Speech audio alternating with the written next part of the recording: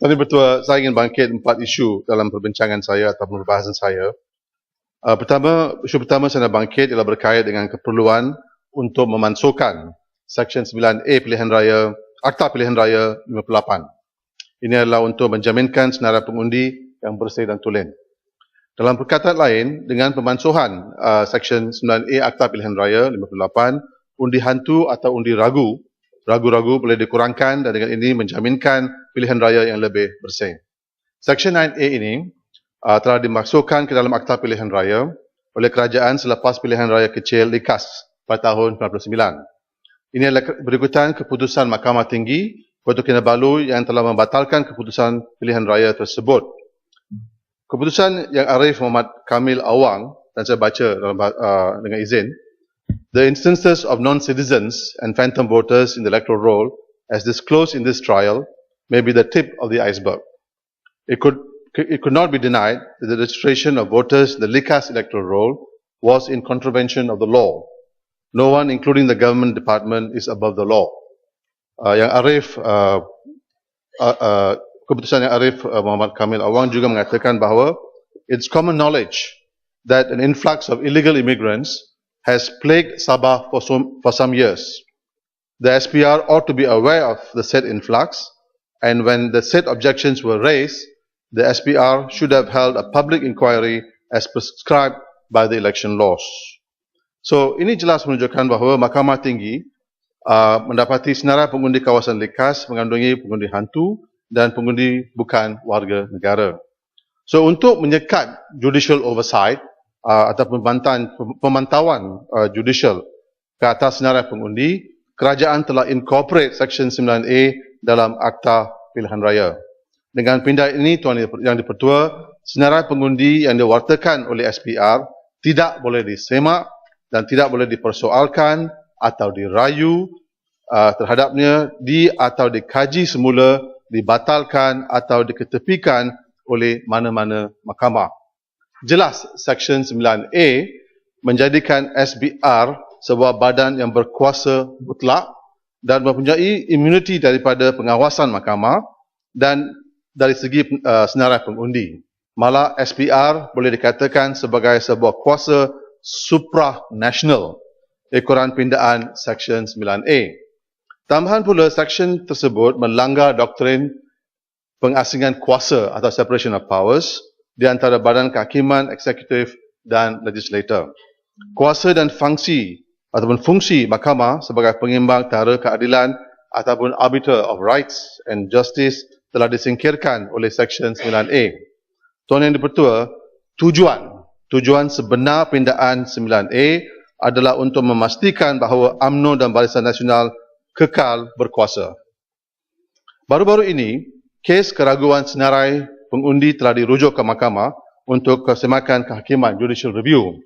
Saya adalah salah orang itu Charles Santiago lawan Suruhanjaya Pilihan Raya Malaysia dan juga seorang warga Klang, Dinesh Analaki Siwakuma lawan Suruhanjaya Pilihan Raya Malaysia dan juga wakil rakyat Lembah Pantai Nurul Izzah Anwar lawan Suruhanjaya Pilihan Raya Malaysia. Ketiga kes ini telah dirujukkan ke mahkamah ekoran keraguan terhadap kesahihan daftar pemilih. Akan tetapi, kesemua kes ini ditolak oleh mahkamah atas alasan tiada dalam bidang kuasa mahkamah oleh kerana Seksyen 9A. Tuan Yang Dipertua, jelas kerajaan memasuki 9A supaya menyekat judicial oversight ke atas pengundi hantu. Ini adalah sebab pengundi hantu adalah penting untuk UMNO dan Barisan Nasional memenangi pilihan raya. Tuan Yang Dipertua, saya hendak memberi satu contoh bagaimana penipuan ini berlaku. Seorang warga Klang bernama Dinesh Analaki Siwakuma telah didaftar sebagai seorang pengundi tanpa pengetahuan beliau. Beliau menetap di United Kingdom selama 15 tahun dan tidak pernah mendaftar diri atau memberi kuasa kepada orang lain untuk daftarnya sebagai seorang pengundi. Tetapi nama beliau sekarang disenaraikan sebagai seorang pengundi di Klang. Beliau telah didaftarkan secara haram dan ini diakui sendiri oleh SPR Selangor.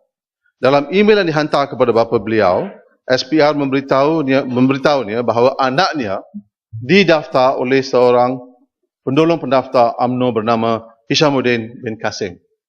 Saya baca email ini dihantar pada 18 Mac kepada bapa Dinesh, iaitu Sivakumar, yang mengatakan bahawa merujuk ini daripada email yang dihantar oleh SPR Selangor kepada bapa berkenaan, merujuk kepada email Tuan bertarikh 17 Februari 2013 mengenai perkara di atas dan followed by, untuk makluman pihak Tuan, setelah semakan dibuat, pendaftaran anak Tuan iaitu Dinesh anak lelaki Sivakumar telah didaftarkan oleh penolong pendaftar Parti UMNO iaitu Hishamuddin bin Kasim. So soal di sini ialah apabila ditanya, saya sebenarnya telah membawa bapa berkenaan pergi berjumpa dengan SPR Selangor dan telah bermesyuarat dengan pengarah SPR Selangor, dan di mesyuarat itu saya tanya dengan SPR Selangor, daerah pengarah itu, beberapa orangkah Hishamuddin bin Kasim ini mendaftar?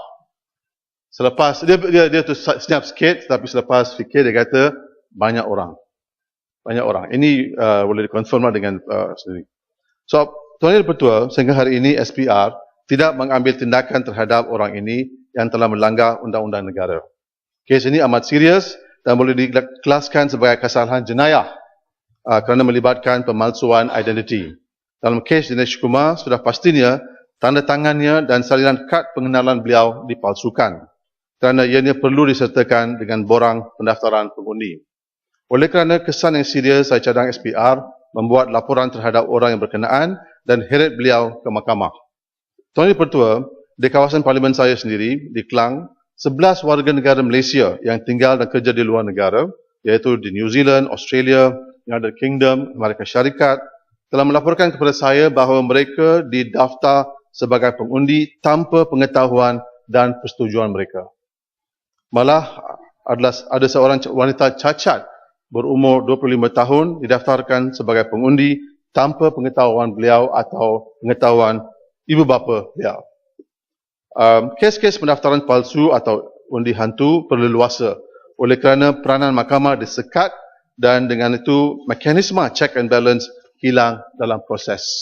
Tuan Yang Pertua, kalau kita nak panjangkan isu ini, soal yang ditanya ialah macam manakah mana-mana orang tahu ataupun dalam kes ini penolong pendaftar UMNO tahu bahawa seseorang itu tinggal dan kerja di United Kingdom, di Australia ataupun di Amerika Syarikat. Hanya pihak immigration yang tahu. Hanya pihak immigration yang tahu di mana bila orang datang ke negara dan pergi ke luar negara. So oleh kerana itu, adakah kita dapati satu keadaan di mana pihak immigration, pihak Jabatan Pendaftaran Negara, SPR dan UMNO kerjasama untuk mensenaraikan undi hantu di senarai pemilih di Malaysia. Maka saya ingin mencadangkan supaya kerajaan memansuhkan. Saya cadang supaya kerajaan memansuhkan Seksyen 9A dan kembalikan kuasa mutlak Badan Kehakiman sebagaimana yang sepatutnya berlaku dalam sebuah sistem demokrasi yang berkesan. Pada masa ini, kerajaan Barisan Nasional mengalami a loss in legitimacy, dengan izin, oleh kerana orang ramai percaya bahawa kemenangan ini diperolehi oleh penipuan.